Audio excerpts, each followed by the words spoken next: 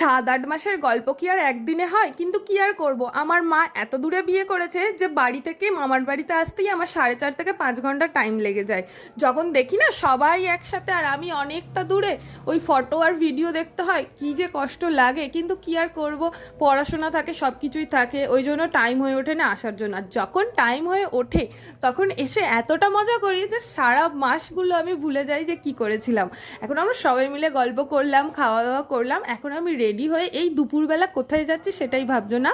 মামা কিন্তু আমাদের দুজনকেই দুপুরে গরমের জন্য ফ্রুটি কিনে দিয়েছে ঠান্ডা ঠান্ডা। এখন আমরা টোটো করে চলে গেছি মামার অফিসে, আর মামার অফিস থেকে এখন আমি আর অলিদি উঠে পড়েছি গাড়িতে।